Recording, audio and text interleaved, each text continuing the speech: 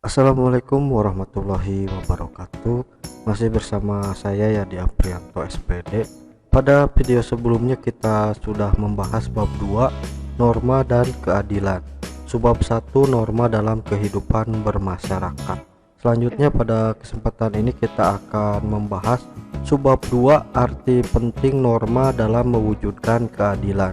Video ini merupakan video pembelajaran PPKN untuk SMP dan MTS kelas 7 kurikulum 2013 revisi terbaru. Namun sebelum melanjutkan pembahasan, silahkan like, share, komen, dan subscribe agar bisa mendapatkan notifikasi jika video baru sudah terupload, dan silahkan cek playlist channel ini karena ada banyak video edukatif menarik lainnya. Subscribe dan share gratis, namun bisa membantu mengembangkan channel ini. Baiklah, kita mulai pembahasan kita kali ini. Selamat menyaksikan. Subbab 2B, arti penting norma dalam mewujudkan keadilan. Aturan dalam masyarakat memiliki arti penting bagi terciptanya ketertiban dan keharmonisan masyarakat. Norma dalam masyarakat terbentuk karena ada berbagai perbedaan individu. Agar segala perbedaan tersebut tidak menimbulkan perpecahan dan ketidaktertiban dalam masyarakat, dibuatlah peraturan atau norma. Fungsi aturan dalam masyarakat antara lain: 1. Pedoman dalam bertingkah laku. Norma memuat aturan tingkah laku masyarakat dalam pergaulan sosial. 2. Menjaga kerukunan anggota masyarakat. Norma mengatur agar perbedaan dalam masyarakat tidak menimbulkan kekacauan atau ketidaktertiban. 3. Sistem pengendalian sosial. Tingkah laku anggota masyarakat diawasi dan dikendalikan oleh aturan yang berlaku. Interaksi yang dilakukan manusia senantiasa didasari oleh norma yang berlaku dalam masyarakat.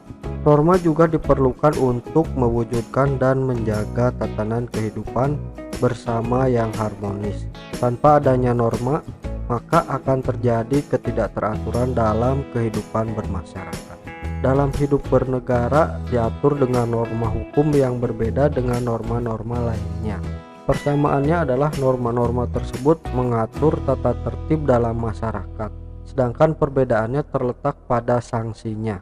Pasal 1 ayat 3 UUD Negara Republik Indonesia tahun 1945 menyatakan bahwa negara Indonesia adalah negara hukum. 1. Negara hukum adalah negara yang mendasarkan segala sesuatu, baik tindakan maupun pembentukan lembaga negara, pada hukum tertulis atau tidak tertulis. 2. Menurut Evidice, negara hukum mengandung 3 unsur berikut ini. A. Supremacy of law, dalam arti tidak boleh ada kesewenang-wenangan, sehingga seseorang warga harus dihukum jika melanggar hukum. B. Equality before the law, setiap orang sama di depan hukum tanpa melihat status dan kedudukannya, baik bagi rakyat maupun pejabat. C. Human rights, diakui dan dijaminnya hak-hak asasi manusia dalam undang-undang atau keputusan pengadilan. Jaminan UUD Negara Republik Indonesia tahun 1945 bahwa Indonesia sebagai negara hukum dapat ditemukan dalam UUD 1945 pasal 1 ayat 3 dan pasal 27 ayat 1 yang berbunyi, segala warga negara bersamaan kedudukannya di dalam hukum dan pemerintahan dan wajib menjunjung hukum dan pemerintahan itu dengan tidak ada kecualinya. Hukum dapat memaksa seseorang untuk menaati tata tertib yang berlaku di dalam masyarakat dan terhadap orang yang tidak mentaatinya diberikan sanksi yang tegas. Paksaan berlakunya norma hukum dilakukan oleh alat-alat perlengkapan negara yang berwenang seperti polisi, jaksa, dan hakim. Secara garis besarnya, fungsi norma hukum adalah sebagai berikut. 1. Fungsi hukum memberikan pengesahan atau legitimasi terhadap apa yang berlaku dalam masyarakat. 2. Fungsi hukum sebagai alat rekayasa masyarakat. 3. Fungsi hukum sebagai sarana pembentukan masyarakat, khususnya sarana pembangunan. 4. Fungsi hukum sebagai senjata dalam konflik sosial. Setiap pelanggaran norma hukum harus mendapatkan sanksi agar terwujud keadilan. Mewujudkan keadilan merupakan salah satu teori tertua dari tujuan hukum. Keadilan berasal dari kata dasar adil. Dalam Kamus Besar Bahasa Indonesia diartikan sebagai tindakan tidak berat sebelah, sepatutnya tidak sewenang-wenang. Keadilan menandaskan bahwa setiap manusia tidak boleh diperlakukan sewenang-wenang, tetapi harus diperlakukan sesuai dengan hak-haknya. Nilai-nilai keadilan yang harus terwujud dalam kehidupan bersama adalah sebagai berikut. A. Keadilan distributif, yaitu suatu hubungan keadilan antara negara terhadap warganya, dalam arti pihak negara yang wajib memenuhi keadilan dalam bentuk keadilan membagi dalam bentuk kesejahteraan, bantuan, subsidi, dan kesempatan hidup bersama yang didasarkan atas hak dan kewajiban. B. Keadilan legal, yaitu hubungan keadilan antara warga negara terhadap negara dan pihak warga negara wajib memenuhi keadilan dalam bentuk mentaati peraturan perundang-undangan yang berlaku. C. Keadilan komutatif, yaitu suatu hubungan keadilan antara warga satu dengan yang lainnya secara timbal balik.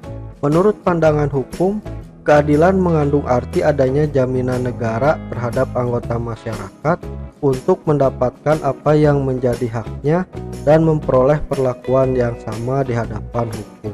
Menegakkan hukum pada pokoknya merupakan penegakan nilai-nilai keadilan, bukan hanya menegakkan peraturan tertulis yang bersifat tekstual dan formal.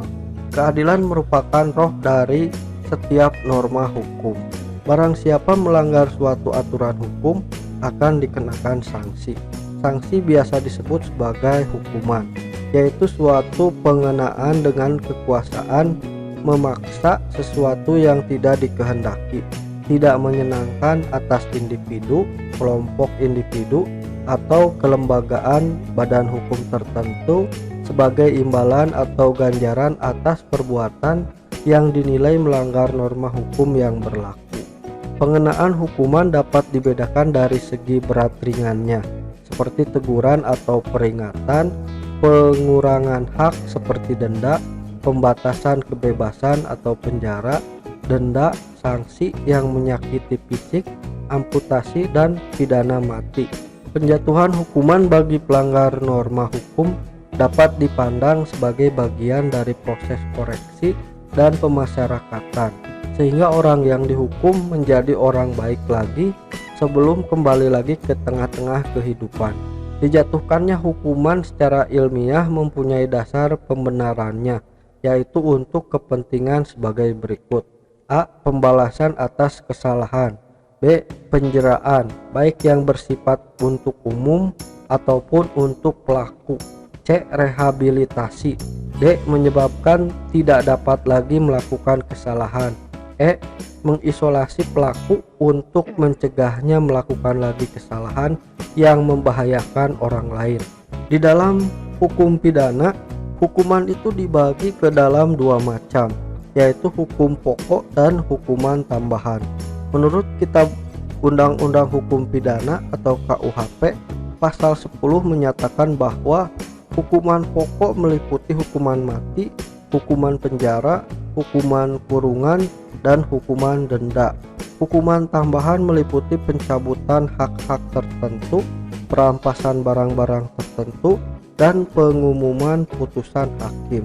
Hukuman bagi pelanggar norma hukum juga tidak hanya berlaku dalam lapangan hukum pidana, tetapi dapat juga mencakup hukum perdata dan hukum tata usaha negara.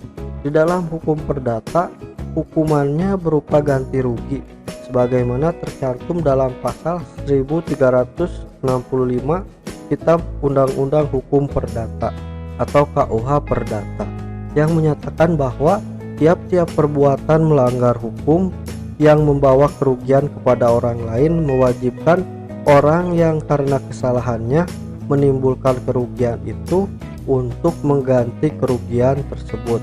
Di dalam hukum tata usaha negara, sanksi hukuman berupa pemecatan dari jabatan atau skorsing terhadap seorang pegawai, pencabutan izin usaha, pencabutan izin mengemudi, pencabutan izin terbit, dan sebagainya. Pemberian hukuman bagi anggota masyarakat yang melanggar hukum dilakukan oleh lembaga peradilan. Masyarakat tidak boleh melakukan tindakan main hakim sendiri. Sekian dulu pembahasan kita kali ini mengenai arti penting norma dalam mewujudkan keadilan. Pada video berikutnya kita akan membahas subbab 3, perilaku sesuai norma dalam kehidupan sehari-hari. Sampai jumpa lagi di video berikutnya. Terima kasih. Wassalamualaikum warahmatullahi wabarakatuh.